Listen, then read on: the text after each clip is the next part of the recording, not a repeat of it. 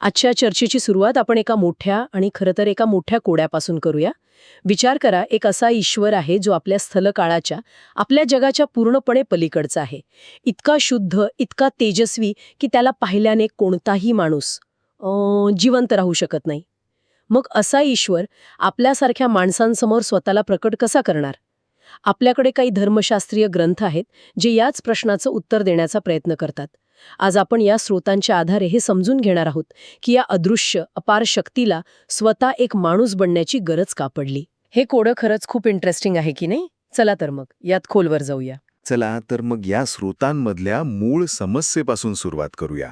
म्हणजे एकीकडे ईश्वर आहे जो सर्वशक्तिमान आहे, पण दुसरीकडे त्याला जवळून अनुभवण्याचा प्रयत्न करणाऱ्या प्रत्येकासाठी एक जीव घेणारा धोका आहे. बरोबर? अगदी बरोबर.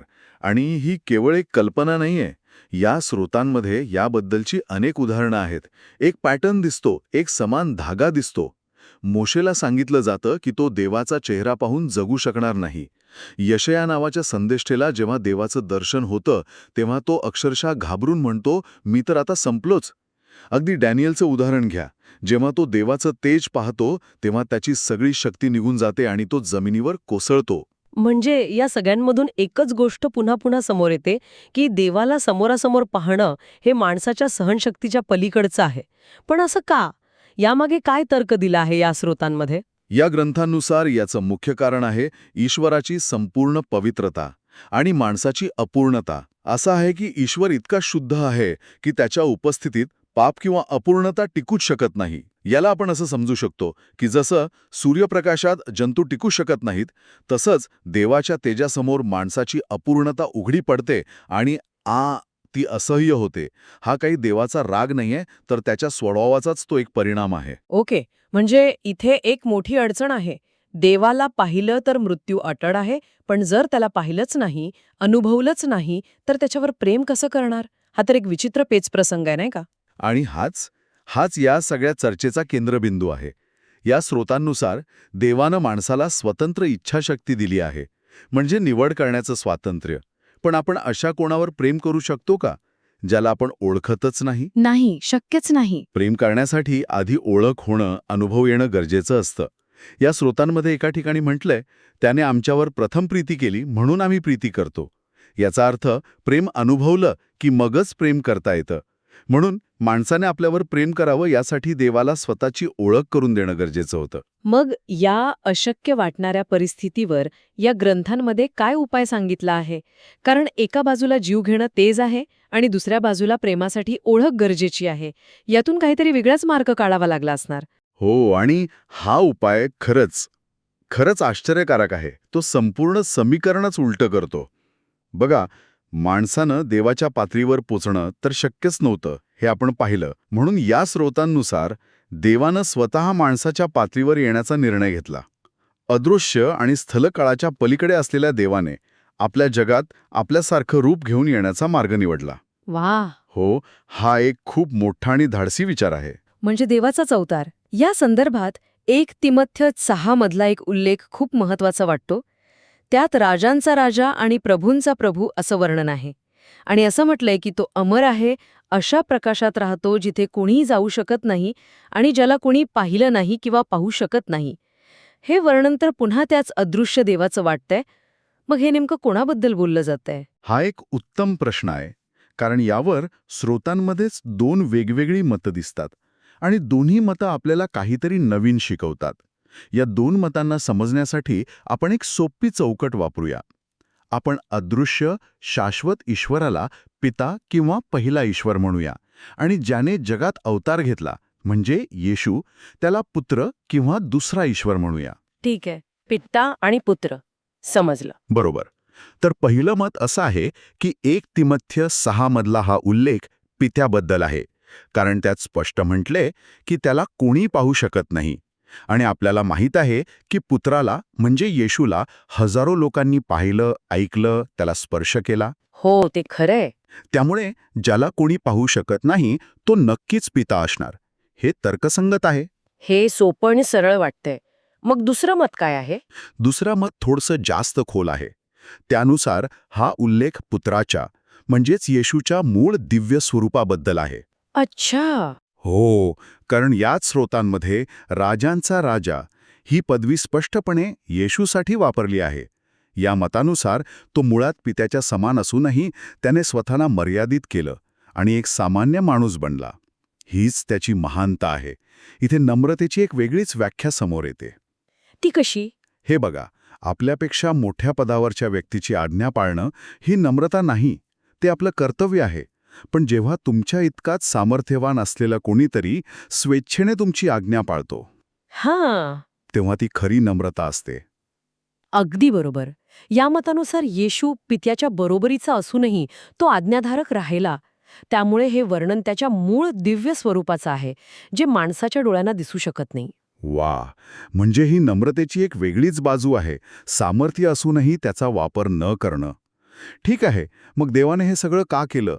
फक्त स्वतःला दाखवण्यासाठी, की यामागे काहीतरी मोठा उद्देश होता? यामागे खूप मोठा उद्देश होता, आणि तो म्हणजे क्रूस. या स्रोतांनुसार देहधारण करण्याचं किंवा अवतार घेण्याचं अंतिम ध्येय क्रूस होता. क्रूसावरच्या मृत्यूद्वारे देवाने दोन गोष्टी एकाच वेळी साध्य केल्या, ज्या वरवर पाहता परस्पर विरोधी वाटतात. आणि त्या म्हणजे त्याचा न्याय आणि त्याचं प्रेम. न्याय आणि प्रेम एकाच वेळी. हे कसं शक्य आहे? या ग्रंथानुसार पापाला शिक्षा झालीच पाहिजे हा देवाचा न्याय आहे. पण माणसाला शिक्षा देण्याऐवजी देवाने स्वतः माणूस बनवून ती शिक्षा स्वतःवर घेतली. त्यामुळे न्यायाची मागणी पूर्ण झाली. आणि त्याचवेळी आपल्या निर्मितीसाठी स्वतःचा जीव देणं हे त्याच्या अथांग प्रेमाचं प्रतीक ठरलं. त्यामुळे एकाच घटनेत न्याय आणि प्रेम दोन्ही सिद्ध झालं. पण यासाठी त्याला माणूस बनण्याची काय गरज होती?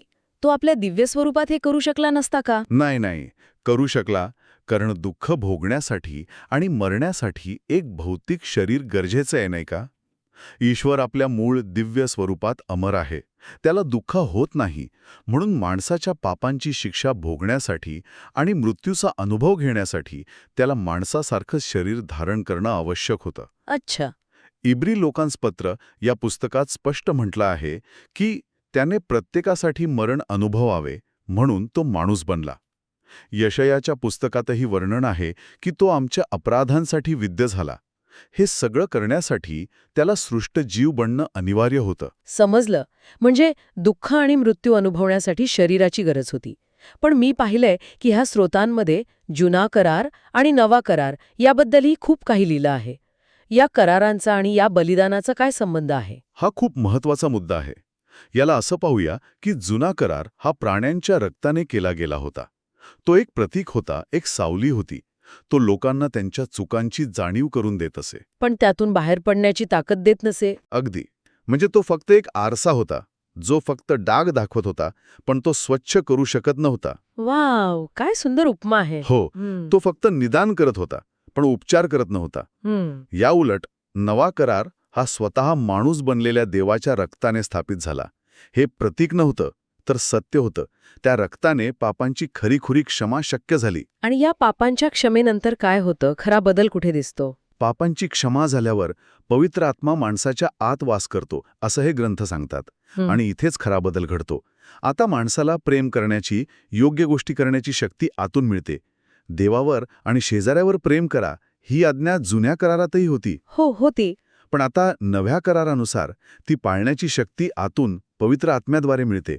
आधी ती बाहेरून लादलेली एक अट होती, आता ती आतून आलेली एक प्रेरणा बनते. तर या सगळ्याचा माणसासाठी अंतिम परिणाम काय झाला? या अवतारामुळे आणि नव्या करारामुळे नेमकं काय बदललं? सर्वात मोठा आणि थेट परिणाम हा झाला की देव माणूस बनल्यामुळे आता लोक न मरता त्याला पाहू शकत होते, त्याला ऐकू शकत होते. त्याला स्पर्श करू शकत होते. योहान नावाचा येशूचा शिष्य त्याच्या पत्राची सुरुवातच अशी करतो की जे आम्ही ऐकले, जे आम्ही आमच्या डोळ्यांनी पाहिले आणि आमच्या हातांनी स्पर्श केला, त्या जीवनाच्या वचनाविषयी आम्ही सांगत आहोत.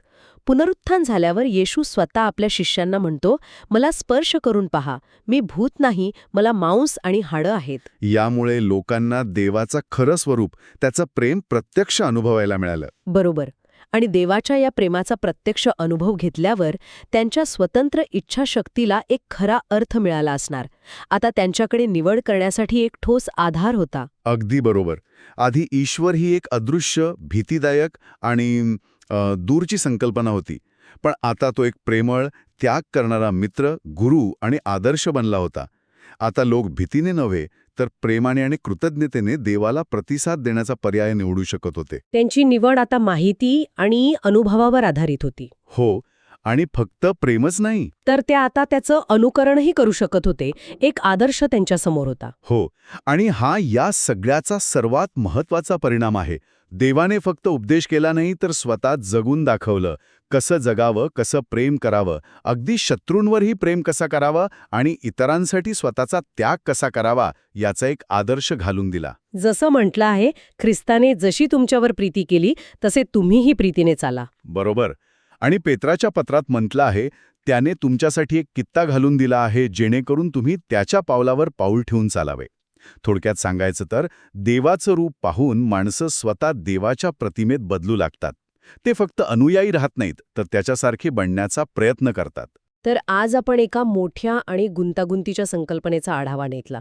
सुरुवात झाली ईश्वराच्या अदृश्यतेच्या समस्येपासून, मग त्यावरचा उपाय म्हणजे देवाचा अवतार, त्या अवतारामागचा उद्देश म्हणजे क्रूस, आणि त्यातून तयार झालेलं एक नवं नातं, ज्यात माणूस देवाला ओळखून त्यावर प्रेम करून त्याचं अनुकरण करू शकतो.